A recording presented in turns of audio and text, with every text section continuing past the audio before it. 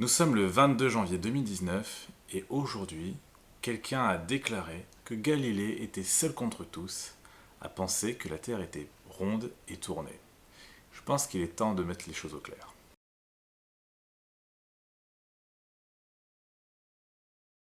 Madame Schiappa, vous êtes secrétaire d'État, donc quelqu'un qui a eu la chance de suivre l'école de la République et qui donc du coup devrait avoir des connaissances. Vous avez annoncé quelque chose qui est factuellement faux, voire très faux.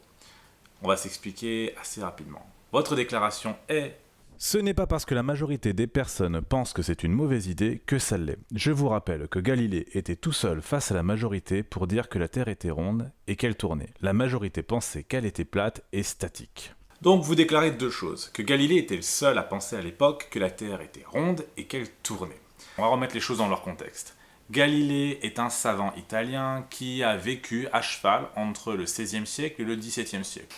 Galilée, en fait, est connu pour une déclaration qui serait apocryphe, où il aurait dit « et pourtant elle tourne après son jugement ».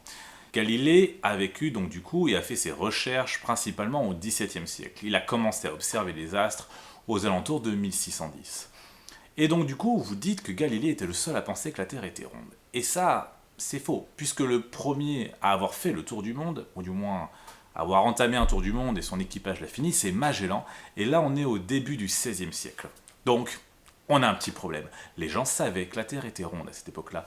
Voire même la communauté scientifique le savait depuis très longtemps. On pense en effet que les gens pensaient que la Terre était plate pendant très longtemps, ce qui est faux.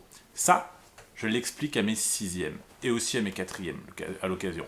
Donc la Terre est considérée comme ronde depuis le 5e siècle avant Jésus-Christ, et les travaux d'Ératosthène, entre autres, qui avaient prouvé que la Terre était ronde et avaient même calculé le rayon de la Terre. Du moins, il avait calculé un méridien, et donc du coup, on pouvait en déduire le rayon, puisqu'on savait faire des petits calculs assez faciles à l'époque. Donc du coup, ça c'est faux. Vous ne pouvez pas dire que Galilée était le seul à penser à l'époque que la Terre était ronde. Voilà.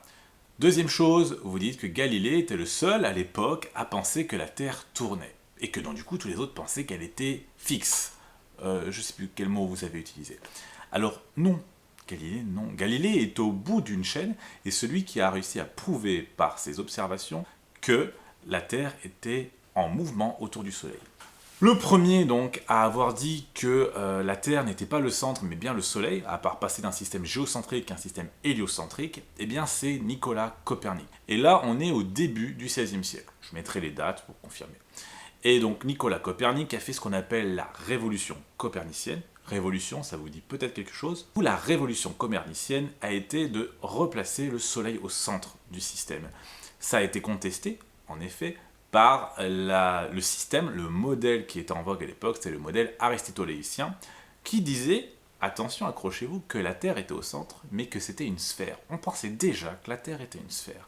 La Terre était une sphère au centre, et puis autour, on avait d'autres sphères qui tournaient autour de la Terre.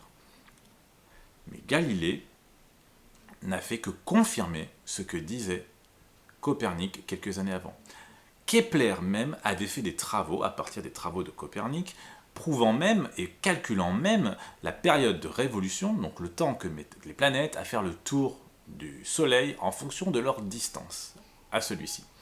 Donc, ça marche pas. On peut même ajouter un truc, c'est que Galilée, qui a en effet été jugé pour avoir dit ça, faisait partie donc de l'Italie, ce qui maintenant est l'Italie, et donc du coup était très proche de l'Église. En fait, il était très proche du pape Urbain VIII qui lui avait demandé de comparer les deux systèmes, celui donc de Copernic et celui d'Aristote, et ce pape avait espéré que le système d'Aristote l'emporte. Pas de bol, Galilée l'a prouvé avec diverses observations, je vous fais la liste, c'est assez rapide, les cratères sur la Lune, la rétrogradation de Mars et les lunes autour de Jupiter. Mais il a aussi observé les anneaux autour de Saturne, etc.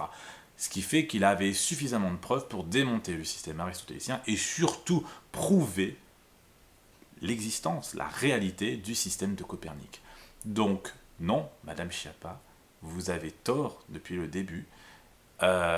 Galilée n'était pas le seul à le penser, il était juste celui qui a réussi à le prouver. Donc, Madame Schiappa, si je devais remplir votre bulletin, je devrais vous conseiller donc de revoir les cours de 6e sur la Terre et la Terre en elle-même. C'est le cours que je fais en ce moment, je vous invite à venir dans mon cours. Et de voir peut-être un cours de 4e sur le mouvement des astres afin de pouvoir les décrire et de se rendre compte que eh bien ça tourne. Et vous n'avez vraiment pas de bol parce que c'est vraiment les 2 leçons que je fais en ce moment au collège. Voilà.